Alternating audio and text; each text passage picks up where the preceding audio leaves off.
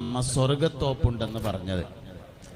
ഒന്ന് ഇൽമിന്റെ മജ്ലിസ്, രണ്ട് മാബൈന ഖബരി വ മിമ്പരി റൗദത്തും മിൻ റിയാദിൽ ജന്ന. എൻ്റെ ഖബറിൻ്റെയും എൻ്റെ മിമ്പറിൻ്റെയും ഇടയിൽ സ്വർഗത്തോപ്പാണെന്ന് പറഞ്ഞിട്ടുണ്ട്. മക്കത്ത് ഒരു സ്ഥലത്തും സ്വർഗം പറഞ്ഞിട്ടില്ല.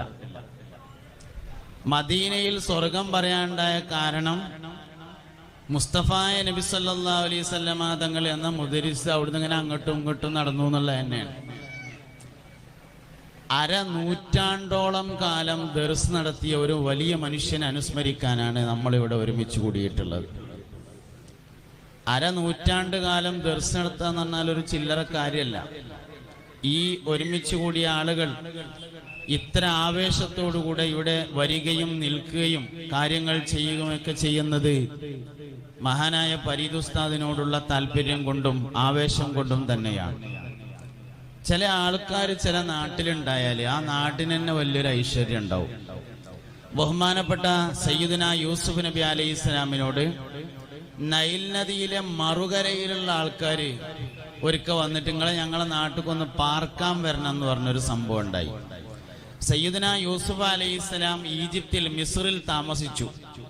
വലിയ ഐശ്വര്യം ഉണ്ടായി, ഭയങ്കര കൃഷി ഉണ്ടായി, ആളുകൾക്കൊക്കെ വലിയ തോതിലുള്ള നിഅമത്തുകൾ അല്ലാഹു തആല നൽകി. അങ്ങനെ മഹാനവറുകൾ രാജാവായി വാഴുന്ന കാലത്ത് പുഴയുടെ അപ്പുറത്തുള്ള നൈൽ നദിയുടെ പുഴയുടെ അപ്പുറത്തുള്ള ആളുകൾ ഒരിക്കൽ യൂസുഫ് നബി അലൈഹി ഇസ്ലാമിനെ കാണാൻ വന്നു. വന്നിട്ട് പറഞ്ഞു, നിങ്ങൾ കുറച്ചുകാലം ഞങ്ങളെ നാട്ടിലൊന്ന് വന്ന് പാർക്കണം എന്ന് പറഞ്ഞു. അതെന്തിനാ ഞങ്ങളെ നാട്ടിൽ വന്ന് പാർക്കണമെന്ന് ചോദിച്ചോ, പറഞ്ഞു നിങ്ങൾ ഇവിടെ പാർത്തതുകൊണ്ട് ഇവിടെ ഉള്ള ആൾക്കാർക്കൊക്കെ കൃഷി ഉണ്ടായി, വെള്ളം ഉണ്ടായി, ഭയങ്കര സമ്പത്തുണ്ടായി, ഐശ്വര്യങ്ങളുണ്ടായി, സൗകര്യങ്ങളുണ്ടായി. ഞങ്ങൾക്ക് ഉറപ്പാണ് നിങ്ങൾ ഞങ്ങളെ നാട്ടിലൊന്ന് വന്ന് പാർത്താല് അവിടെ ഭയങ്കര സന്തോഷം ഉണ്ടാവും.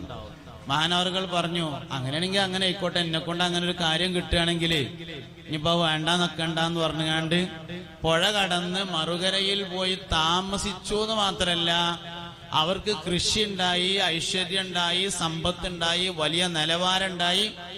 അതിൻ്റെ ഒക്കെ പുറമെ മഹാനായ യൂസുഫ് നബി അലൈഹി ഇസ്ലാം പോയന്റെ അക്കരെ വന്ന് മരിച്ചും ചെയ്തു.